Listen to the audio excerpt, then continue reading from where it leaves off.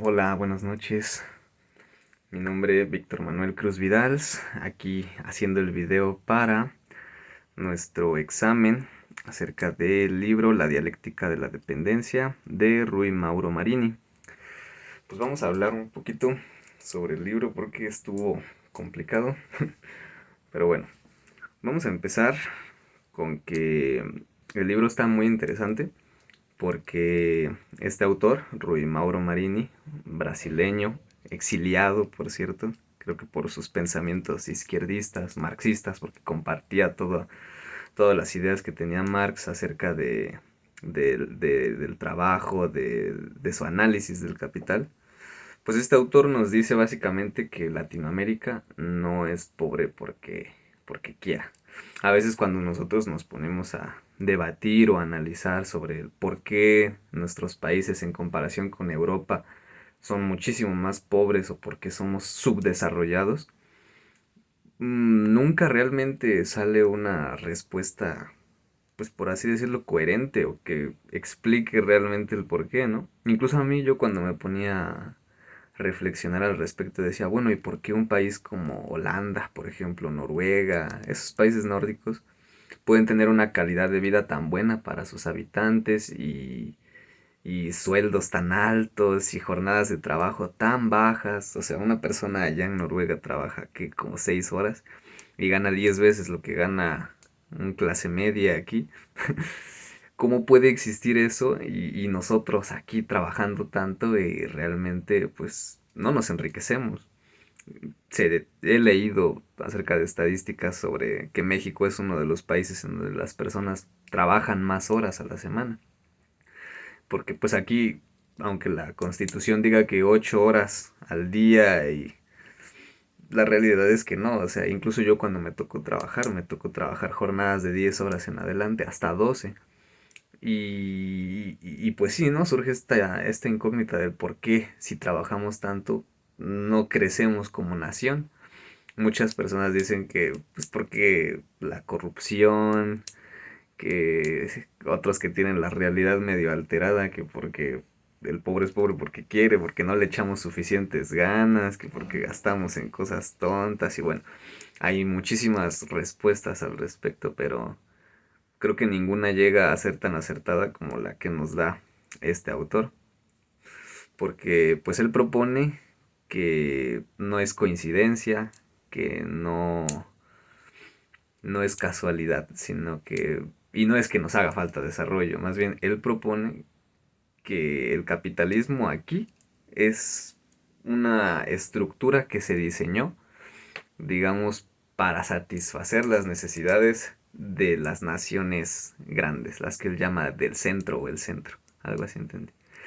Y que, o sea, no es que haya capitalismos diferentes, o sea, es una misma estructura en donde nuestras naciones van a ser las oprimidas y las beneficiadas van a ser las naciones ya desarrolladas. ¿Y esto por qué? Por el simple hecho de que ellos tienen mejor tecnología que nosotros. Y ellos buscan una clase de plusvalor que le llaman pues, relativo, me parece, el plusvalor relativo. Ahorita vamos a hablar más a fondo de esto.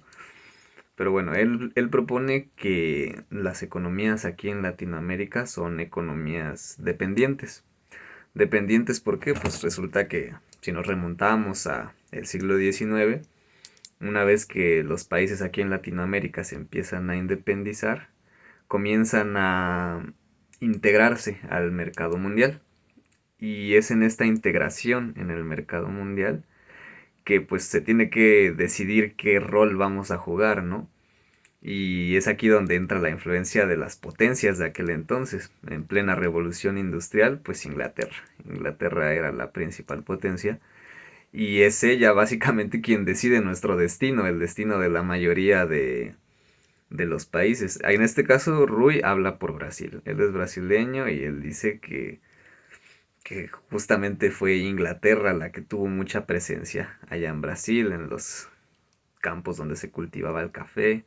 Aquí en México no estoy yo muy seguro de qué país haya sido, pero lo más seguro es que hayan sido todos, ¿no? A final de cuentas, nuestra economía en aquellos tiempos no creo que haya sido muy distinta a la brasileña, era principalmente agrícola. una economía sin desarrollo industrial, una economía que se basa puramente en la fuerza de trabajo que su población puede dar. Y en ese contexto, en el contexto en el que no hay tecnología, pues realmente nuestra riqueza se basa en lo que nuestra gente puede producir, puede trabajar. Y si somos puramente agrícolas, si no hay suficientes fábricas, si no hay desarrollo industrial, pues ¿qué nos queda, no? Ahora sí que lógicamente, ¿qué nos quedaba en aquel entonces? Más que pues atenernos a lo que nos dijera la potencia económica en ese momento. En ese momento no era Estados Unidos, era Inglaterra, era Francia, era a lo mejor Holanda, Portugal, yo qué sé. Y eran ellas las que al final del día decidieron pues cuál iba a ser nuestro destino.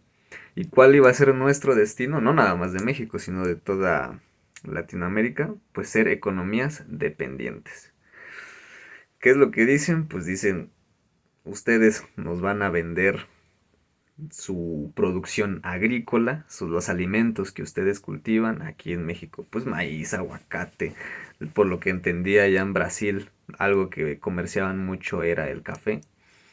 Todos los alimentos que como nación se puedan producir en el sector agrícola, se los vamos a vender a las potencias para que ellos alimenten a su gente, el costo de alimentar a su gente sea más bajo y de esta forma pues, la economía de allá fluya mucho mejor y puedan concentrarse básicamente en innovar. Eso es lo que yo entiendo.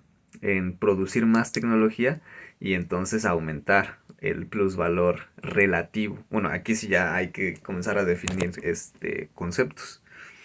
Dice el primero que plusvalor absoluto, ¿no?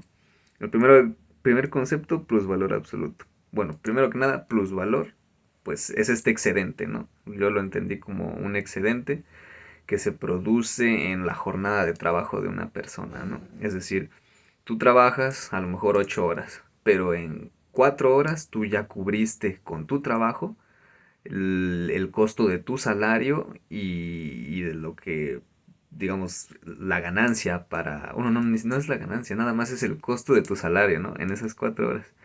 Y a lo mejor en 1 hora más, a partir de ahí, ya puede ser completamente ganancia para el capitalista, para quien te emplea. Y realmente, pues es muy injusto a veces, ¿no? Porque, pues, uno en 2, 3, 4 horas yo creo que ya cubrió todo el sueldo de la semana y el resto del trabajo es puramente ganancia y ganancia y ganancia para el capitalista. Entonces tenemos este valor absoluto, que es específicamente, pues, tratándose de horas, me parece. Y luego está el plusvalor relativo, que se dice que es reduciendo el trabajo necesario para hacer una actividad y por lo que entiendo solo se puede lograr innovando, o sea, desarrollando tecnología, tipo a lo mejor mm, ensamblar una puerta en la construcción de un carro toma 10 minutos, ¿no? Por los obreros que están ahí. Pero si la empresa automotriz en este caso diseña o compra un brazo robótico que ensambla esa misma puerta en lugar de 10 minutos a 2 minutos, pues ya está viendo un avance, ¿no? En cuestión del tiempo necesario para hacer ese carro. Entonces, entre más avances se vayan haciendo, es mucho más rápido producir, se produce más y se genera más plusvalor. Entonces, este es, por lo que yo tengo entendido, el plusvalor que buscan sobre todo las o los países desarrollados. Nosotros acá como Latinoamérica subdesarrollada sí o sí nos atenemos al plusvalor absoluto, ¿no? En la cuestión de nuestras jornadas, porque no hay tecnología, no hay innovación. Nos tenemos que atener a nuestra fuerza laboral, a todo el máximo esfuerzo que los obreros aquí puedan dar. El máximo, el máximo. Y a cambio nosotros, o sea, damos todo lo que producimos, se lo damos a la potencia, en ese caso en el siglo XIX a Inglaterra, e Inglaterra con eso reducía costos, fluía mejor su economía y podía invertir mucho más en aumentar su plusvalor. Entonces nosotros perdemos y ellos ganan. Y es como un intercambio pues injusto, siento yo. De aquí se desprende el concepto de superexplotación del trabajo, que según Rui, dice que ocurre cuando el capitalista paga al trabajador por debajo del valor necesario para su producción física, reproducción física. creo que esta es la parte más triste del hecho, porque él compara incluso esto de la superexplotación con la esclavitud, o sea que la superexplotación del trabajo es lo más cercano a la esclavitud que puede haber. ¿Por qué? Dice que cuando una economía, aquí en este caso de Latinoamérica, es dependiente, solo se puede valer de su trabajo. Entonces el capitalista en Latinoamérica, pues obviamente no se está enriqueciendo como el capitalista en Inglaterra, ¿no?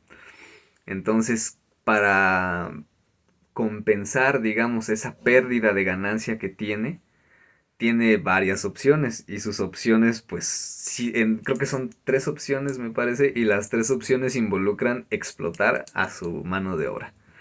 O sea, digamos, para reponer, para compensar las pérdidas que le genera el intercambio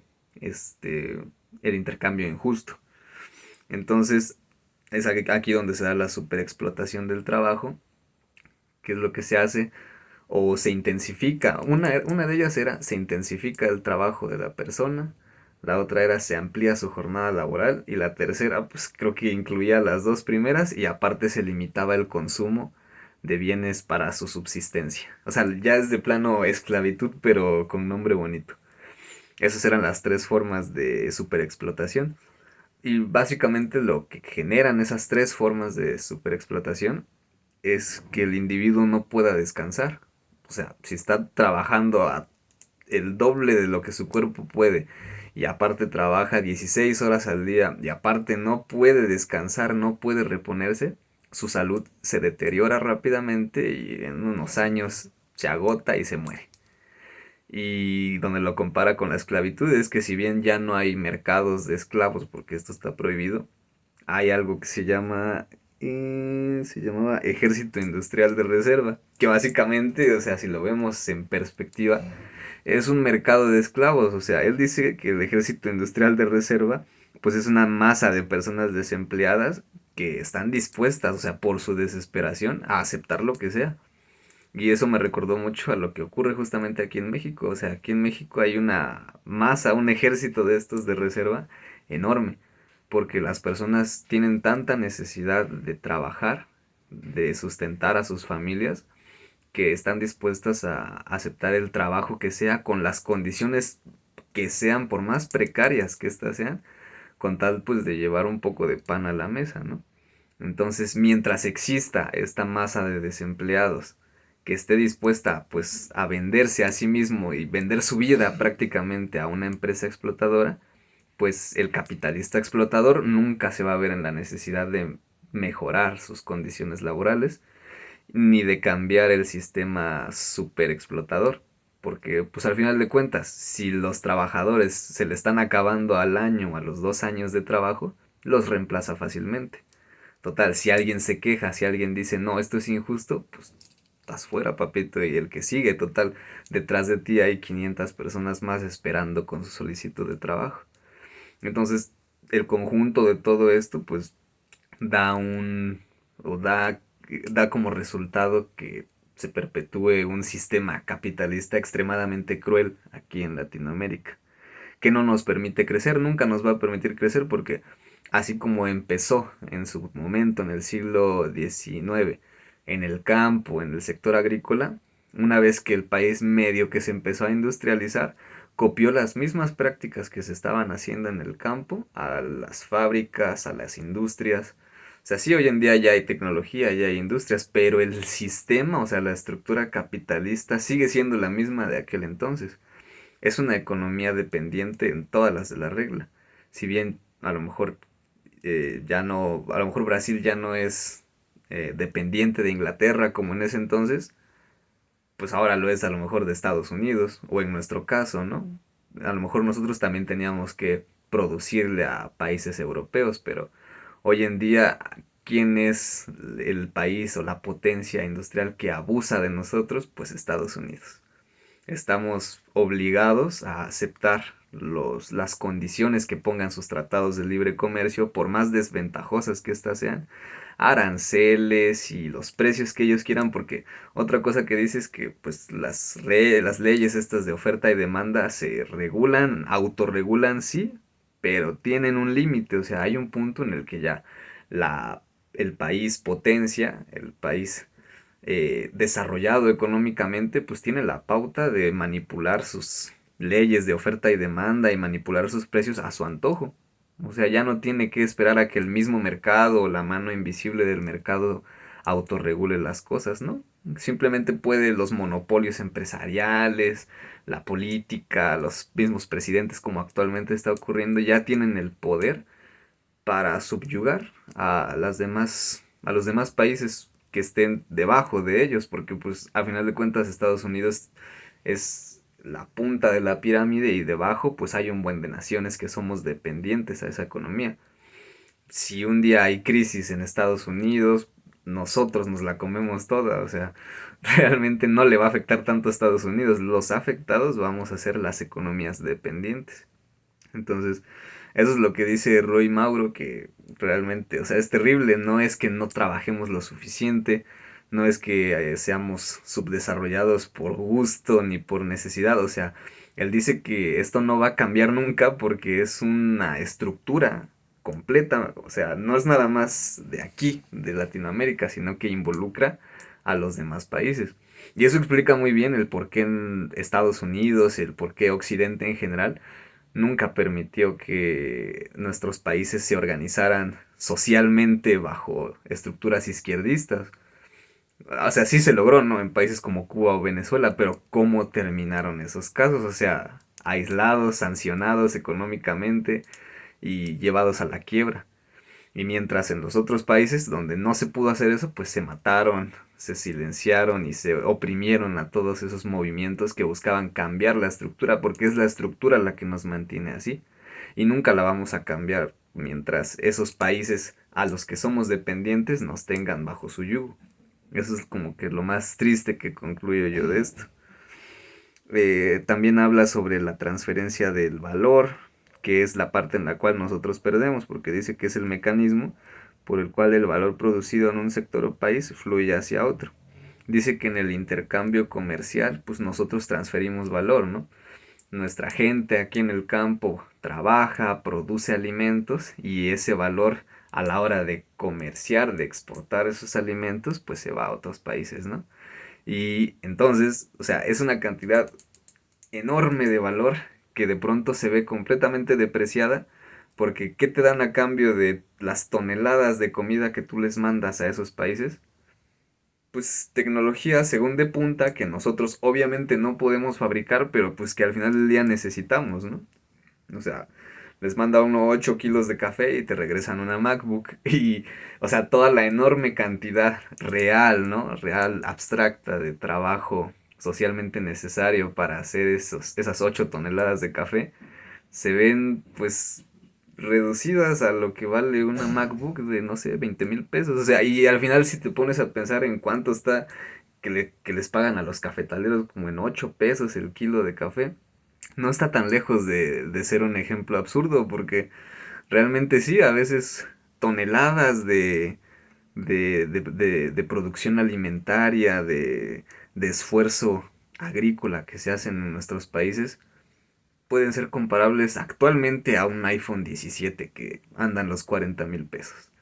O sea, todo el trabajo físico que hay detrás de esto se puede comparar a que Estados Unidos te mande un iPhone 17.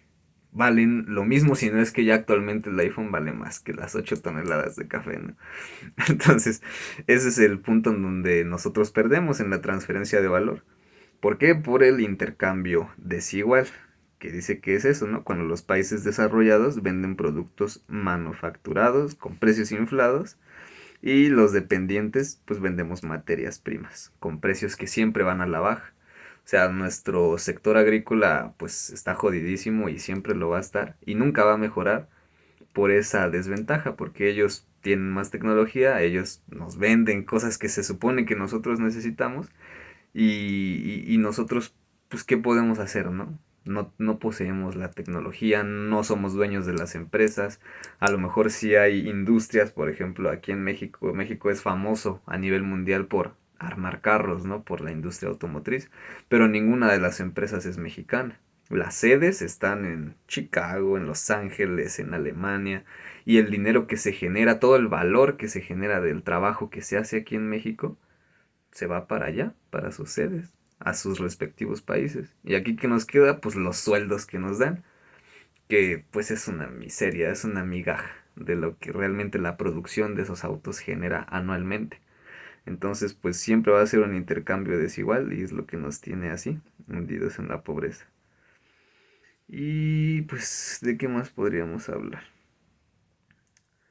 Pues ya llegamos a los 20 minutos. Yo creo que como conclusión, ya habiendo tocado los conceptos básicos de todo esto, pues como conclusión, la dependencia es, pues siempre va a ser un ciclo.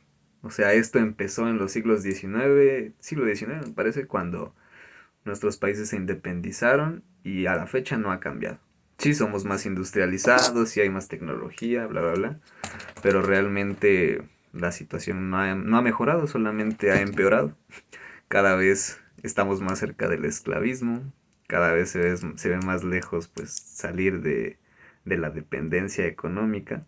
Y si bien un día nos zafamos a lo mejor de las garras de los países europeos de Occidente, hoy estamos amarrados a lo que diga Estados Unidos.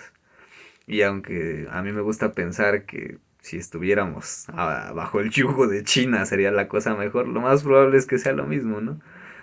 Un día Estados Unidos deja de ser la primer potencia mundial y lo suple China y ahora nosotros vamos a ser explotados por China a lo mejor.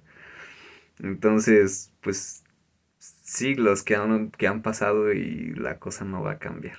Es un ciclo que se va a seguir repitiendo. Y pues ojalá pudiéramos cambiarlo, pero no se puede. Es, es una estructura. O sea, no es que aquí haya un capitalismo peor que el de allá. Más bien es toda una estructura que incluye a los poderosos y a nosotros, los débiles como nación. Entonces, pues está triste. Creo que es la parte fea del libro. Es triste ver cómo Rui lo analiza. Y pues con eso termino. Sería todo por la exposición. Gracias por la atención y nos vemos.